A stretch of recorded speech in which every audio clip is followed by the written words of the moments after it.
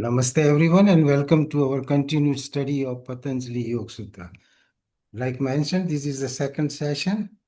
Uh, and just to recapitulate the last session where we discussed about the contribution of Maharishi Patanjali, we discussed about the definition of yoga. There are 7 or 8 definitions we went over, and then we went over the first 4 verses of the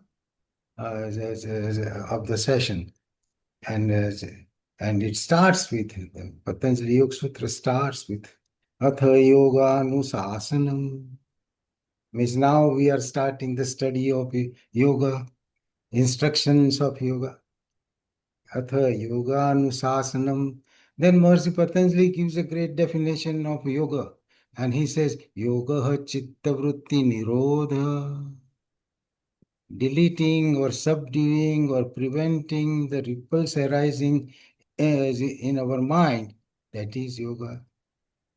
Once you do that, then he says the benefit is great. Tadadrastu swarupe avasthatam.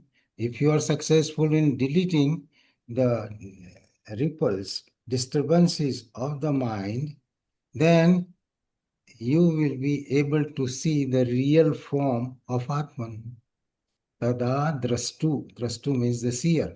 Then the seer will see his original form.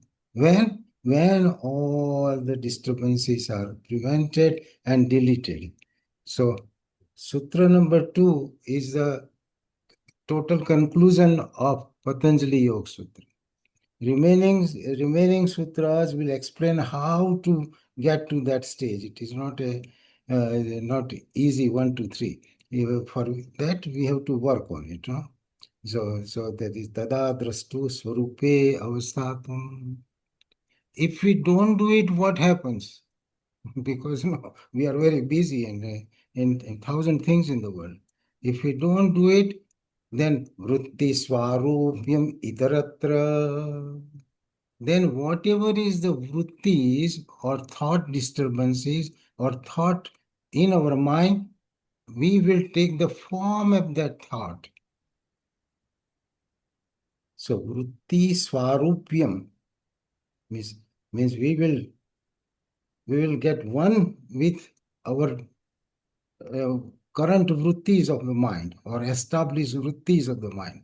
Vritti swarupyam itaratra means at other times, if you can't focus and on one pointed concentration or deletion of all the vrittis, then this is what will happen. And when that happens, then we go, like we all have our personal experiences, go from place to place, from object to object, from good to bad, from happiness to sadness, and all those waxing and waning which we have experienced over the life. So that is what happens. So that is not a very worthwhile option. We all have experience of that. So if we can delete those vrittis, then you get eternal peace and bliss. So we did up to those 4 verses. Now Maharishi Patanjali explains what are these vrittis or thought disturbances or ripples. Anything we throw in our consciousness means in our mind, it will create ripple. Whether it is a good thought, bad thought, or very ugly thought, they all will create ripples. It's like in a pond where it is very quiet, I throw a stone, it will create ripples. I throw a gold coin, it will still cause a ripple. So it doesn't matter, but the mind will get disturbed. So what are those vrittis? So there are countless kind of vrittis, and Maharishi Patanjali broadly classifies into 5 types of vrittis. So the mantra number 5 or verse 5 says that Vruttaya panchataya klista klista. Finished. Vruttaya panchataya Klista, klista. There are four words. So klista, and then there are two words, klista and aklista. Remains silent here, but for students like us, we should always separate out sandhi so we never make a mistake. So Vrutta five types. Klista, aklista. Klista means painful, or which has a capacity to cause you disturbance, and which has a capacity to derail you from your upward ascent in the yogic process. So klista, the word comes from kalesha. Means kalesh word comes from that also. Klista means irritating, disturbing, uh, painful thought or painful vritti. Aklista, putting the prefix a in front of it causes, it comes opposite type. That means aklista means not painful. So painful thought disturbances and not painful disturbances. See, Maharishi Patanjali doesn't say the painful disturbances and pleasant disturbances, or pleasant vrittis, because vrittis are not pleasant, or you don't know when the vritti comes to know whether it is going to be a klista type or a klista.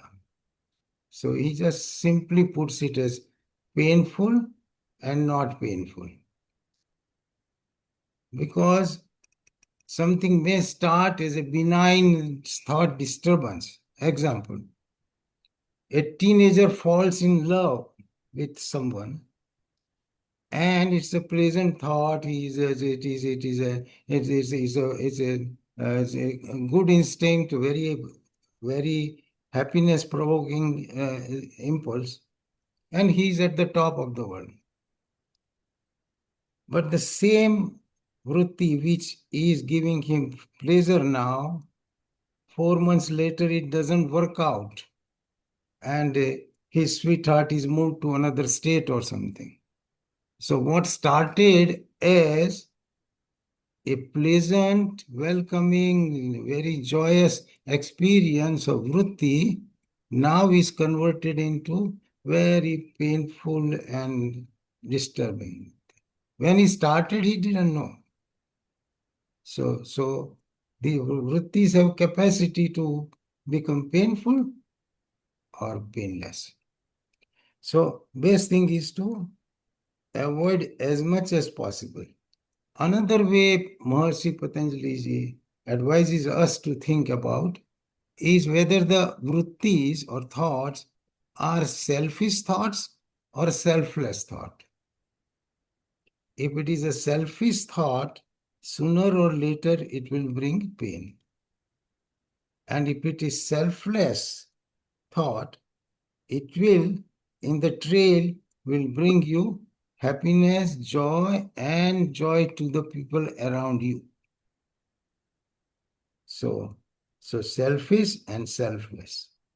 Selfish thoughts are produced by our ego, which is extremely selfish. We are genetically very selfish, and that is a protective mechanism for human beings. So from that to go towards the selfless thoughts and conduct demands a positive effort. It's like pushing the water to the third floor. So selfless and selfish thoughts. And Swami Vivekananda ji very simply puts, anything selfish is worldly, anything selfless is godly or religion. Definition finished.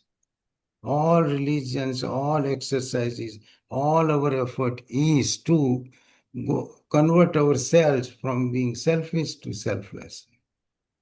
So the advice or education that is hidden in these words is for us to analyze what is that thought. So instead of acting only on sensory impulses, or emotional impulse, emotional way, let it be analyzed by your intellect. Who does that? Intellect does that. So anything we do must go through that process and pass through the intellect. Then you are less likely to make mistakes and get disturbed. Only provoked by senses and sensory goals will spiral you downwards. So the Lord Krishna explains in Bhagavad Gita. Lord Krishna is the highest guru for yoga. That's why he's called Yogeshwara, Lord of Yoga, Ishvara of Yoga, Yogeshwara. That's another name of Lord. There are two Yogeshwaras. One is Lord Krishna and other one is Lord Mahadev, Shiva. Both guides us towards this goal through the different path. Lord Krishna guides us through Buddhi Yoga, intellect, Buddhi Yoga, using your Buddhi, refining your Buddhi. Lord Shiva directs us by Hatha Yoga. One works in the middle of millions in the day-to-day life. And the other one is, roaming in the Kailas, in the solitude. But the goal and guidance of both are towards that. So later on, we will do details of Hatha Yoga also. So whole Bhagavad Gita is about Lord's teaching on Buddhi Yoga. Or every chapter is yoga. So Lord says that he explains what is this sthit pragna. Here in this scripture, we use the word sthit pragna for the yogi. Sthit pragna means whose intellect is steady. Man of steady wisdom is called sthit pragna. And it's a beautiful chapter. We have done that. We'll have to touch, and we will touch to those verses. And in that, Lord says that if you don't go on this path, what will happen? And he explains to his beloved disciple Arjuna, Indriyanam hi charatam yad mano vidyate tadasya harti pragna vayorna vivambasi. He says that, Arjuna, here the metaphor is used as a boat in an ocean. The boat in an ocean, our body is a boat. Ocean is the various experiences of the world, the circumstances that are thrown to us and circumstances in which we are thrown into. So that is always changing. So that is a sansara sagara. Human body is a boat. Our scriptures, if we use them, it is our compass which guides us. Go north, go south, go this way. Our captain is our intellect. So the boat, if it is left on its own, without a captain or without a compass, will be tossed around and will go nowhere and will be destroyed. So that's why this verse comes there. Beautiful verse. Indriyanam hi charatam means the one who is roaming in senses and sense pleasure and sense objects. Charta means roaming, moving around, all of us. Indriyanam chareveti, that is our Upanishads. Keep walking, keep walking. But that tells in a good sense that keep progressing upwards. But if we are guided and not a thinking person, or just leave ourselves loose to the senses and sense object, which is very, very pleasant, for time being at least. So then this is what is going to happen. So indriyanam hi chartam yad mano anuvidyate means follows. Tadasya harati pragna. For such a human being, his intellect is taken away, robbed. Not only you are tossing and turning, but you become weaker and weaker because you are not using intellect, it is not refined. So Tadasya harati pragna means it will rob, harati pragna. Like Vayur now you ambasi, like a boat in water in the ocean. The same advice he gives at another place, that is in the 16th chapter, in the closing remarks. No? So, yasastra vidim utsrujya vartate kamakarata na sasantim vapnoti na sukham na paramgatim. Period. Yes, Shastra, word by word. Yes, Shastra Vidim Utsrujya, the one who conducts his life contrary to whatever is stated in the scriptures. Yes, Shastra Vidim Utsrujya, Vartate Kamakarata, behaves Kamkarata, directed by his kamas and desire Kamkarata. ये शास्त्र विधिम उत्सृज्य वर्तते कामकारत न सशांतिम वापनोति न सुखम न परांगति. Such a human being cannot have peace of mind, न सशांतिम वापनोति न सुखम न परांगति. All three desirable great goals he cannot have. So God says, so what do you do? Then he says, Tasmat. Tasmat is a very favorite word of God, and it is like a logical conclusion. This, I told you this fact. Therefore, Tasmat Shastra Pramanam Te Karya Karya Vyavastito Gnatva Shastra Vidhanoktam Karma Kartum Arhasi. Therefore, Arjuna, no, not for time wasting, no. Tasmat, Shastra Pramanam, taking the scriptures as an authority or a guiding compass. Tasmat, Shastra Pramanam, Karya Vyavastito, Karya and Akarya, what is good and what is not good. In deciding that, use the scripture, Karya Vyavastito. Gnatva Shastra Vidhanoktam, knowing the statements mentioned in the scriptures. Gnatva Shastra Vidhanoktam, Karma Kartum Arhasi.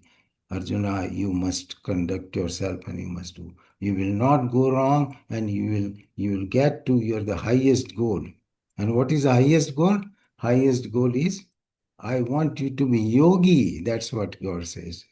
He didn't say, want you to be a warrior, and he was already a warrior. He was a world famous warrior. He was a world famous archer of his time.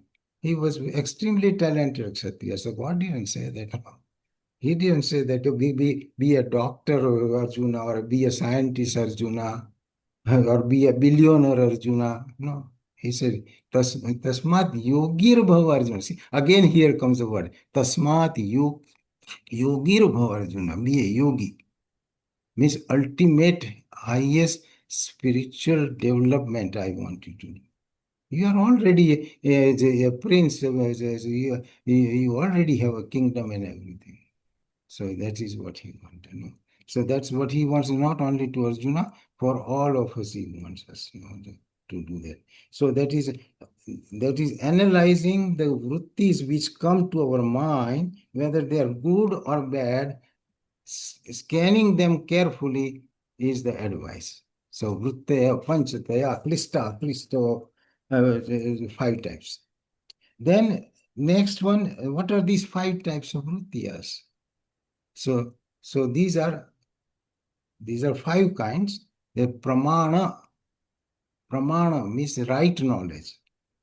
Viparya means wrong knowledge, faulty. We get everything. We get right knowledge, we get wrong knowledge. Then we get a verbal delusion also, that is called vikalpa. So vikalpa. Then nindra means we all are forced to be going to bed. Nindra. That is also a prolonged vritti. You don't think that there is nothing happening there. So nindra. And fifth one is smruti, means your memories. Memories of all the experiences you go through, they come to our mind whether we want it or we don't want it. Sometimes we deliberately want to roam. Oh yeah, school days were so good, and we had a vacation, and that time was so pleasant. So that is done deliberately by us. But many times we don't want, and suddenly that past memories of bad events, bad accidents, bad relations come and disturbs. So it has a capacity to disturb you tremendously. So it is one of the five. So these are five different kinds of vrittis, broadly classified. And there's plenty of examples. Now, first we'll say pramana. Pramana means right knowledge. So praman means right knowledge. So praman, we get like say praman, then viparya means false knowledge. So praman means right knowledge, and there are three ways we can get right knowledge, and we get right knowledge from. So pramana comes from three things. One is direct experience. So pratyaksha means directly. The things and knowledge that we acquire by our contact of the senses with the worldly objects and worldly happenings is called pratyaksha. Prati akshi means in front of eyes. That will give you a true knowledge of a substance or event. That's why we say he is an eyewitness, no? So he saw it, so he knows the truth. So pratyaksha. It doesn't have to be only eyes. Anything, all five senses can give us the direct knowledge which is faultless. So example, so that a child or we touch flame by accident and we get burnt. So here the sensory system, skin, direct experience. Oh my God, this is a heart, and don't go near it. So that knowledge by our direct experience of senses is pratyaksha. Similarly, any of the things. There is a white powder sitting on a table. We don't know what it is. So there is no way for us to know. It is odorless. So we try to see what it is and we test it. Here, the taste sensation, direct exposure to taste sensation will tell you, yeah, it is a powdered sugar. Yes, it is a salt. No, no, no, no, it is a quinine powder. It's a bitter like crazy. No, no, no, no, this is cocaine. Don't go near it.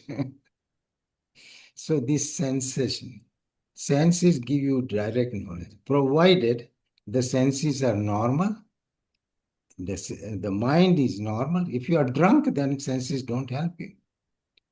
If you are intoxicated, it doesn't help you. If you are anesthetized, a sensory system doesn't help.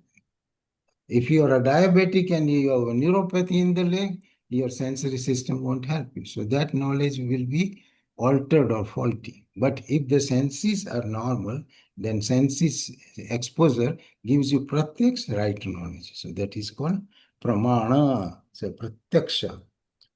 Second way we get the knowledge is anuman. We are not exposed directly, but we try to deduce from our prior experiences. We know that wherever there is a fire, there is smoke. That is our past experience and the knowledge, which is established fact. You see a mile away the smoke on a little hill, and you get scared that, oh my God, something happening there, and you call the fire brigade and say, why don't you check it out? There is a fire there on the hill. He has not seen the fire, but he has seen the smoke. But he deduces that, okay, there has to be fire. If there was no fire, you wouldn't see the smoke. If there was a lake there behind the bushes on the top of the hill, there is no way you will see the fire as a smoke. So this is indirect our conclusion from one fact. So that is called anuman. We put an anuman. Medical knowledge is filled with that. We find there are certain symptoms. So yeah, okay. So these eyes look yellow and his appetite is gone. Oh, must be a jaundice. The liver must be faulty. Like that. So indirectly, so we come to right conclusion from known fact, going to the unknown fact from the known fact. That is anuman. Third one is agama. That is agama means already established knowledge in the scriptures, and that knowledge which is declared by great saints and great rishis and munis. Their word, we take it as truth. If Shankaracharya ji says, we do not argue with him or doubt. We take it as truth. If Bhagavad Gita says, we take it as truth. We can never go and verify all these various fields of knowledge. So that is called agama, the knowledge established in the scriptures or by great masters who have realized the soul and who have seen the truth. Or like we trust the words of the scientists, that is, there's a scientist at the top, as in medical field or any field, we take their words or their experience as truth. You are not going to verify everything every time yourself. So that is called agama. So these are the three ways, that is a pratyaksha, anuman, agama, pramanani. These three things are praman. The next one is what is viparya? Viparya means false knowledge. That what you see is not that. Viparya, or what we call bhranti or false knowledge. So that knowledge, we have to stay away from it because it misguides you. It misguides you. So viparya means mithya, wrong knowledge. Wrong knowledge has no basis. Means there is the foundation and the truth that you perceive, they are separate. It is not established. That's why it says viparya mithyagnan. Mithyagnanam atadrupa pratistham. That is the verse number 8. Atadrupam means not one. Tadrup means oneness. Atadrupa pratistham. With its base, it is not one. It is superimposed. Most common example we give it is in the scriptures, is that in a twilight zone, you see a rope lying there as a snake, and you get scared to death. And then you run away, and you run for and look for a help and look for a stick and want to protect yourself and others. But on a close examination, you come to know that, oh my God, there was nothing. It was a garden hose pipe lying there, no? Which looked like a serpent. So this knowledge of serpent was false. So it is called mithyagnan. Why false? Because snake vision was correct. You saw the snake, you got scared. Snake, that vision did its job. But later we found out that there was no snake. So the truth was that it was the rope, and the vision of snake was superimposed. So atadrupa, there was nothing like snake, but it appeared like snake. You felt like snake.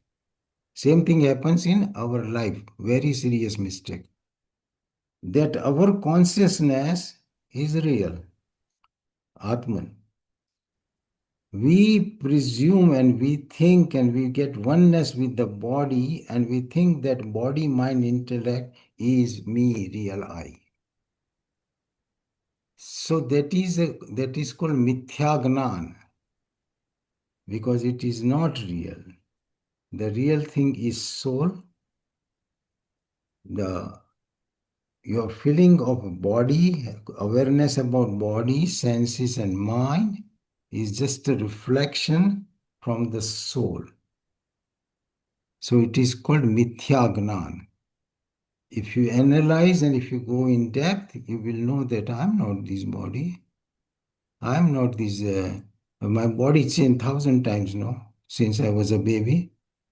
My intellect changes every day. My memory changes, so I'm not. As a memory and intellect, they are as good as a cell phone or our equipment given by God to us to use.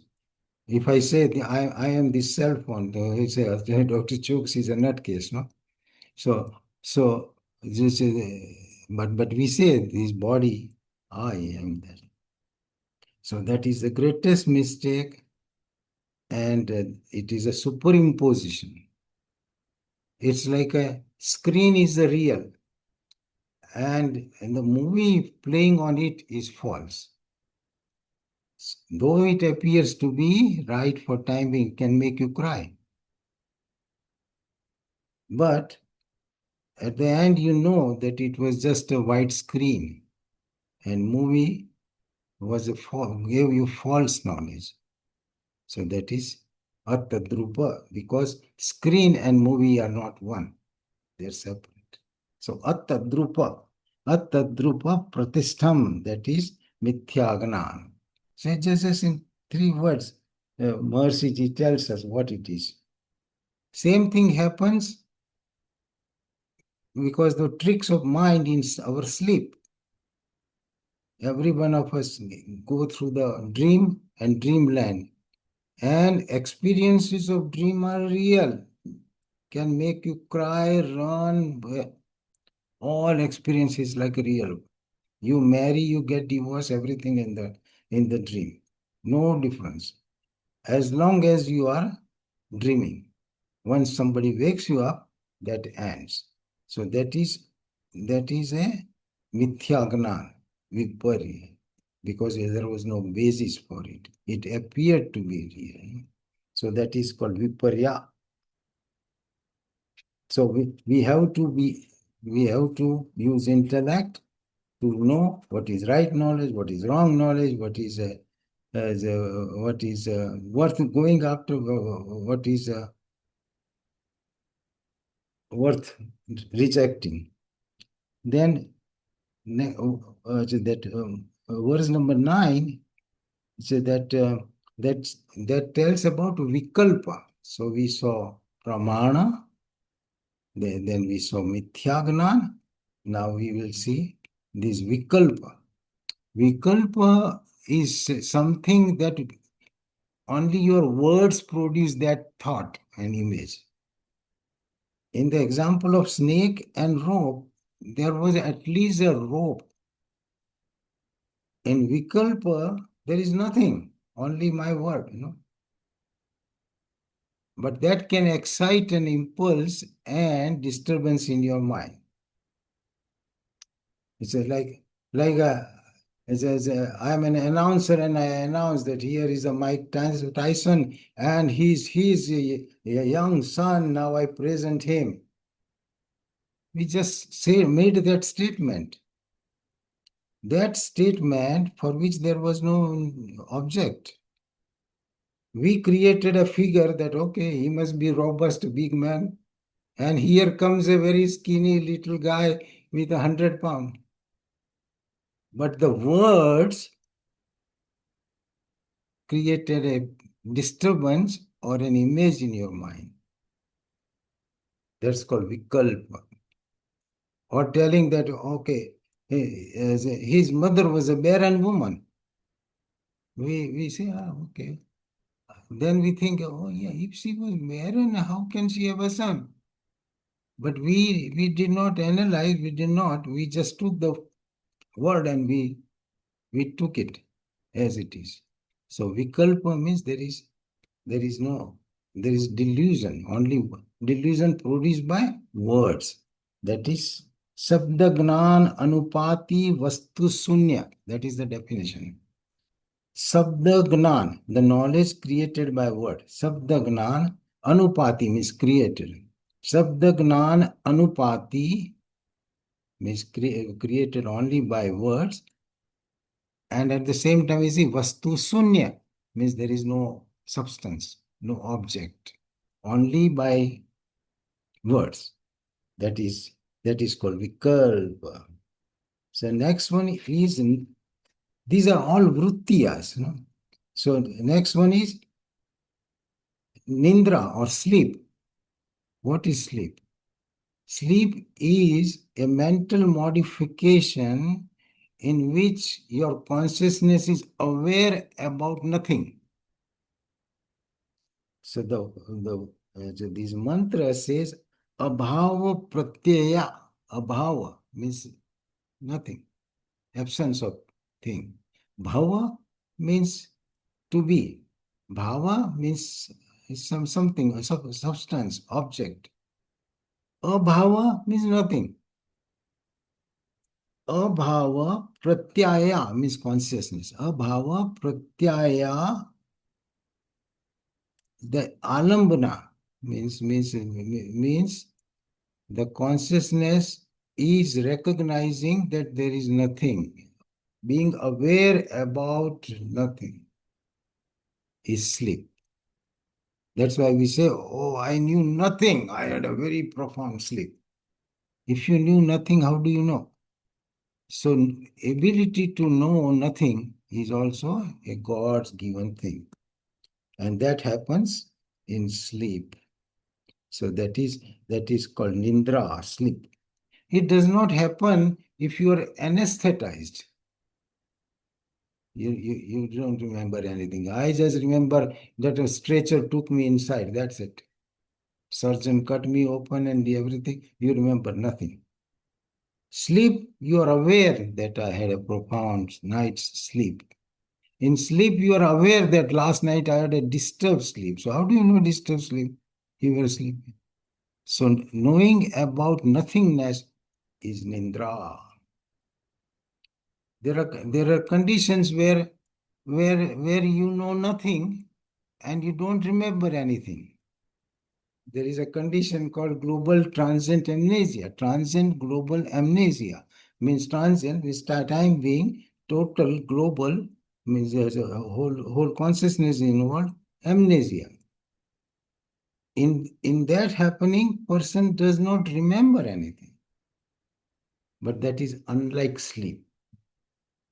Another example. When I was a little boy, 8 or 10 years old, I fell down on the playground and went through concussion. Friends and everybody took me home. I don't remember the whole episode, which lasted for about 20 hours. So I can't say that I was in a sleep. No? So that was pathological, induced by concussion. So sleep is unlike that. Sleep has the power to rejuvenate us. So it is also vritti. So the next one is smriti. Smriti means, we all know, smriti means yadast. We have gone through experiences in life, not able to forget those experiences, and those experiences coming to our consciousness, that is called smriti. So in the verse it is described as Anubhut Visaya. Anubhut Visaya Sampramoksha. Anubhut means what you experience. Anubhut Visaya means our experiences or objects, or which we good or bad. Anubhut Visaya Sampramoksha means not forgetting those. Sampramoksha, not forgetting that is called smriti. So Anubhut, we experienced. We are not forgetting that, and that comes on our mental screen. It has three ranges. One is a ego range. Ego range means the consciousness in that part of the consciousness, you are aware about it. Then one is below that, that is subconscious mind. You are not aware about what is happening. And there is a third part above that, super consciousness. You are not aware about that. We are only aware about the ego range. So the smriti can go from unconscious mind to conscious mind, means ego range, and can disturb you violently or can give you joy that okay, my childhood was beautiful and we had a wedding and we enjoyed, and you want to roam in that experience. That is smriti. But these are all different vrittis which can disturb our mind. So these are the vrittis. Now, how do you prevent this? Because these vrittis are there, we all know. With example, I mentioned that. To understand each vritti, you have to remember one or two examples so that you say okay, I got it, I got it, I got it. Otherwise, it goes so fast that we become victim of the circumstances without knowing.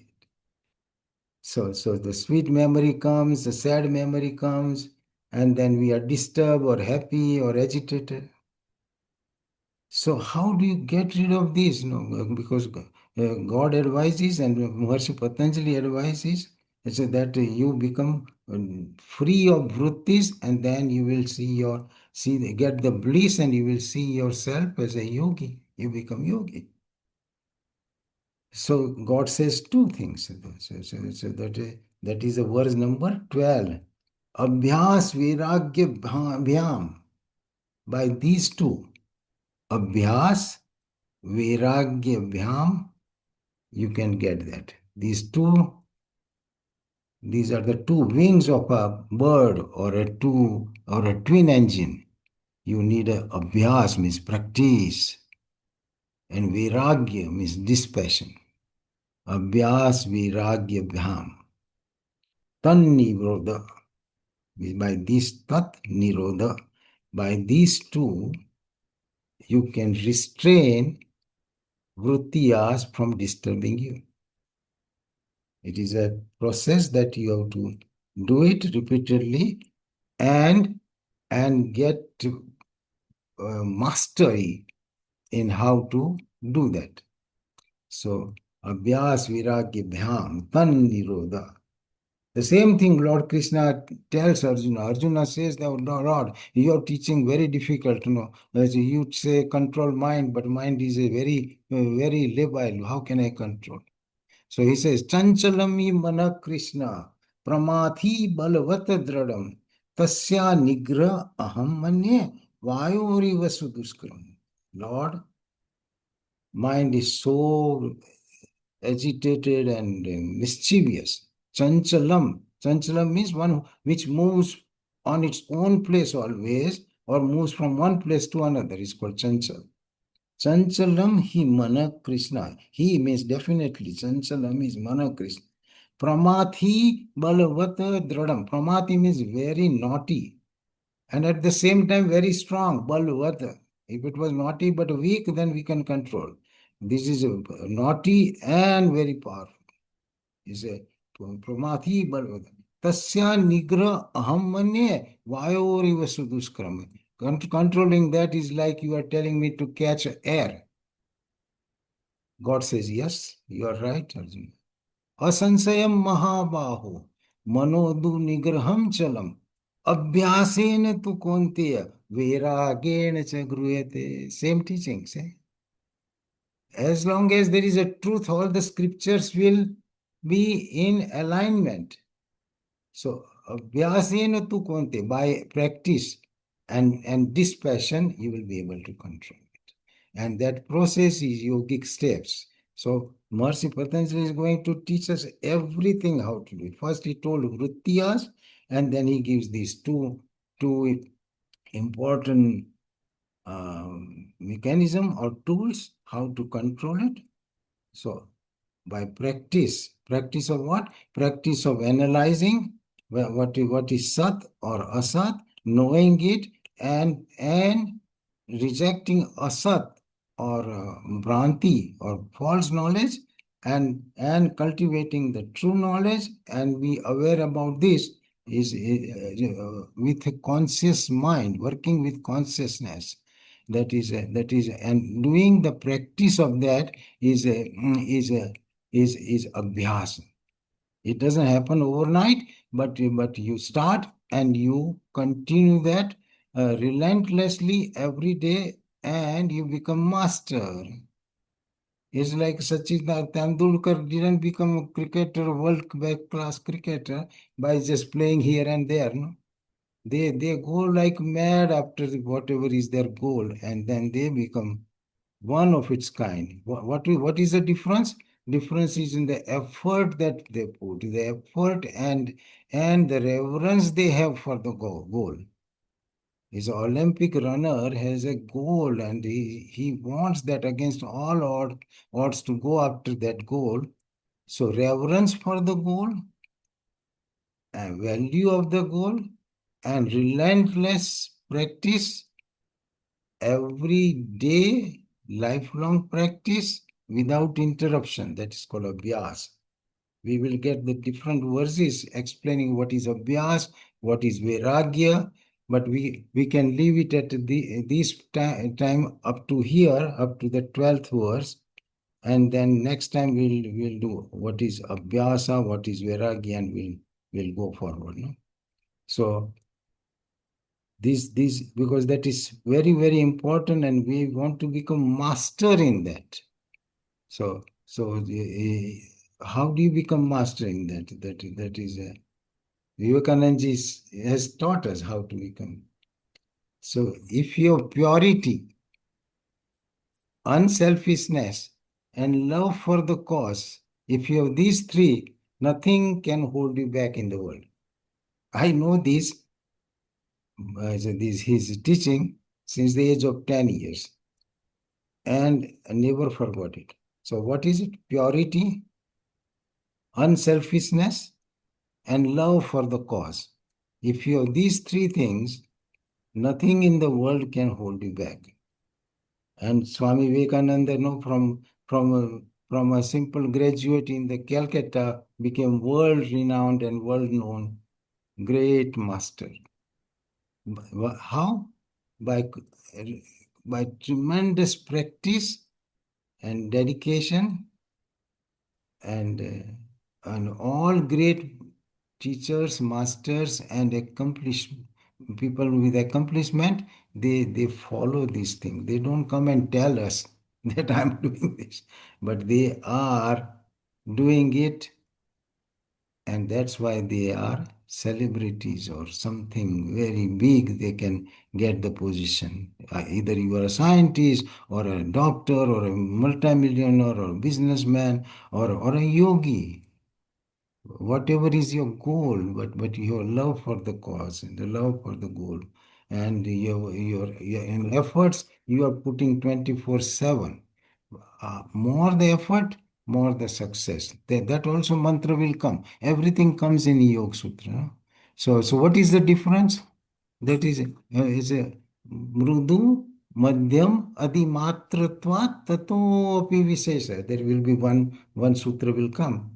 Whether we are successful, not successful, or so is because of our intensity of effort.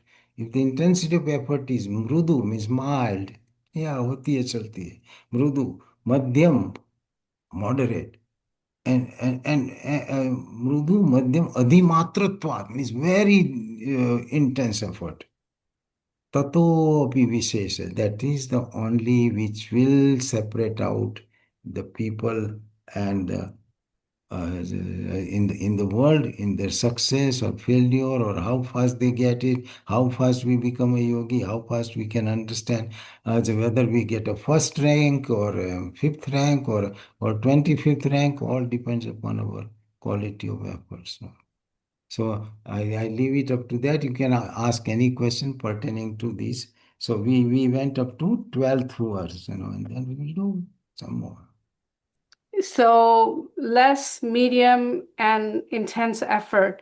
What if somebody's been making a lot of intense effort, um, and there is progress, but the progress is slow? Like, I mean, how do we, these are, it's so relative. But seriously, like if somebody's been putting in a lot of effort for a long time, and their results are coming, but they're coming slowly, what does that mean? Yeah. So that variable is under our control. That variable of putting the effort is under our control. Rest of the things, by efforts, we want to get a victory over all other circumstances which might work against us. So there are five factors, that again goes into Gita. That is it depends upon अधिष्ठानं तथा कर्ता करणं च पृथक विदम विविधांश पृथक चेष्टा देवम च यत्र पंचमम. There are five things involved, not only one. So effort is one of the mechanism that you have which you can alter. So, adhisthanam tatha karta, doer, the instruments, is the process. The adhisthanam tatha karta karanam cha pruthak vidam vividhansa pruthak chesta, and last one, devam chevatra panchamama. And your destiny, if you are destined to be a multimillionaire, you will become multimillionaire. Otherwise, all your efforts are taken into consideration. You will get benefits sometime, but this time you were not destined to be a multimillionaire. Got it? Yeah. So Purusharth and Prarabdha, these two things. So if both coincide, Prarabdha is not under our control or not known to us, Purusharth is known to us, so modify whatever is known to us. But at least by this yogic process, nothing goes to waste. Everyone for sure, for guarantee, gets a peace and peace of mind. Whether I have 10 million in the bank or I have 50,000 in the bank. If I follow this process, I get the peace same as you being a multimillionaire get. So in that spiritual journey, everybody success is guaranteed. Guaranteed. Everybody will get gold medal. It's like a kindergarten. No? Everybody gets a diploma. We never fail in the kindergarten. No? So God will never fail us if you are on the spiritual path. But these are the variables. And your effort never goes. Say you are very decent lady and you are doing great work and still you are stuck with poverty and all those things. So, okay, that's but that poverty will not bother you because you have wisdom. So poverty will not bother, and the good karmas that you accrue will give you tremendous benefit in next birth. And so that time you will be somewhere very high, and other people will think, how come she has everything? But she worked in the prior life so hard, so this she has a very high bank balance, so she is enjoying. Okay, These thank you. these balances are not known to us. That is the principle of karmas. And it's Okay, not thank a you. fake story. It is real, 1,000% real. Dr. Chokshi, Prem, uh, hello. Couple of days ago, I was watching one of the program like Maharishi, and the topic was how do you get rid of the negative thoughts from your mind. So, what here I think you gave a solution of abhyas and vairagyan. If Yeah. we do these two abhyas and vairagyan, we should be able to prevent the bad thoughts. But Yes. according to him, he said the bad thoughts are not like a memory in computer. Once it goes in your brain, it stays there forever. It's not like you can just delete the bad thought from your brain. It's not like a computer memory. So the only way you can overcome is you need to think about the good thoughts. Yeah. You know what I'm saying? You cannot really delete the bad thoughts from your That's brain. right. You're very right. So when we said klista means harmful, aklista means helpful. So we use the helpful thoughts or knowledge to remove the harmful thoughts. And so aklista will remove klista, and later on aklista also get rid of that. So then you have a bliss. So the bad thoughts can be replaced, and we have to replace. It's a replace with the good thoughts, and but those things don't happen overnight or right away. Mhm. That's why repeated practice, repeated practice. How long? Dirgha kal means a whole life. Next time we will do that. Dirgha kal means whole life, uninterrupted practice, and that will give you the reason. Then it becomes a second nature, and you get a mastery over it. So it happens automatically. Thank you. Sorry, Any my other question? granddaughter is crying. Huh? That's okay. Yeah. Any other question? It's extremely interesting. Yes. You have to invest time. You have to think. So that's why it's a thinking man, non-thinking man. So thinking man is called Muni. The one who is thinking, who is doing manan on good thoughts and good knowledge is called Muni. And the one who is whose consciousness is clouded because of the sensory input and sensory desires, and his time is robbed from him. No, so he doesn't have time to even think or do anything right. No? One observation, doctor, is that even though we as practitioners are aware of what Vairagya kind of means, I see that they have not elaborated what Vairagya is. No, the next verse will come. No, next time. So Okay. we will spend tremendous time for it. So it's very much we have to go in detail. So we will do it next time. No? So Vairagyam and Abhyas, even Abhyas, what practice and what Vairagya. What Vairagya is the highest teaching of Bhagavad Gita. Yeah. Give up attachment. What Gita says in one word, if I had to tell, give up attachment. Or attachment is raga, and detachment is vairagya. Simple. So is there no attachment, then you can have a Mercedes and all the luxuries of life, and still it won't bother you because you don't have a thirst of it. You don't care about it from inside, though you are roaming in the palaces. Lord Krishna was not a beggar. he was roaming in the riches. No, Gautama was not a beggar. But they had vairagya, they had a lack of thirst for those things, and they had a intense thirst for knowledge. That's why they could do what they could do. Mm. So that is vairagya. So we'll go really in depth, and scriptures tell everything. Yes. Hi, Dr. Chokshi. Yes, Malaji. So it makes sense when we are listening and everything, but the fact is that I know I'm only hoping that all these next sessions will help us actually understand how this practice is possible, because we understand that yes, this should not be the way we should analyze, we should separate right from wrong. But when you are talking about this, the world is, we are so absorbed in these sensory pleasures that it feels very difficult that this might not Yeah, be that's possible. yes, that's So that's I that is yeah. So the what I'm trying to think is maybe there is, the next few sessions might have some simpler steps for laymen to take towards that. Yes. Every step is explained until your doubt goes away totally. So that's why you ask. If you don't ask, these are truth, and then it will not assimilate and establish in your head.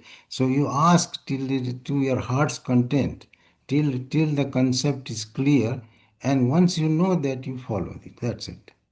And that is the no secrets are left. The problem is that we spoiled ourselves so badly for so long that now we have to undo it. You kept putting all these bad ideas, bad thoughts, bad habits from childhood till now, and we considered it as a part of a success. Why not? And why not? Why not? That takes us to this step. Now we have to undo it. That's why it is difficult. That's why it is difficult, because everybody else is doing it. So that becomes a norm in the society. There are very few people who are interested in that. So there are very few yogis are there, and so there are countless average people. But they think that that path is right. Yogi knows that his path is right. They two are parallel lines. They never merge. So you have to change from this path to this path. So from Shreya to prayer. So then you are in the same journey. So but it will tell everything, no? So I mean, we can't go very fast. If we go very fast, then we will not. Whatever we went with the example, those are the vrittiyas. Now, if you get a bad dream, or if some friend comes and insults you, he could care less. No? Okay, that's a vritti. He threw that stone. I don't have to catch that disturbance myself. That's it. So you will be protected. Yeah. Thank you. But we will go over everything. There are 195. We did only 12. So we will every time we will do 5, 10, 5, 10. And before you know, in this semester, you will be yogi. We all hope we all will be yogi. But it is not a joke. It is not a very big claim either. Yeah. Okay. Yeah. It change is so subtle, so slow that you will improve till you are a poor cricketer, and then you practice, then you play in the school, then in the college, then international, national, you become champion. But did he become champion day one? No, after 20 years of playing and not giving it up. Everybody takes this path for the time being, and they give up. You don't give up. That is the name of the game. I picked up Bhagavad Gita in 1991. How many years are there now? One day I did not give. On the contrary, I kept getting deeper and more intense and more intense. So I get benefit. I feel it. I know it. Every word of the scripture is right. Every word you experience for yourself. So you're convinced yourself. But how long it took? Years and years. So uh, but it happens. So it's not that only at that time you are very happy, but you keep getting happier and happier and happier. It's like you are going to Kashmir and you are going traveling to north. Then now you haven't reached Kashmir, but you start feeling the coolness of the Himalayas and cold weather and nice. Same way you will feel the goodies already. You can't describe, and don't need to talk to others won't understand you, so why bother? No, so that way I only talk to you, and that on a Zoom. Otherwise, no, I do not want to waste, and I don't get involved. So I keep quiet, and I don't say a word anywhere. So that that much you have to know. Yeah. Yes. No. Slowly we have to kind of make it our way of life. Way of life, and don't give up. That is because we give up. That is a problem. Yeah. We keep switching from here to there. Yeah, I was doing it, but no, it's Thank you. Again, this is also ripples of mind again. So yeah, still what we are trying to do is establish our mind in a more of a stable stage. Yeah, yeah, We'll go through so many ripples, yes, and that's why we don't have a clarity. yeah. So, Anyway, I think, is anyone has any other question before I close the session? All right. Thank you, Atul Bhai, for a wonderful talk.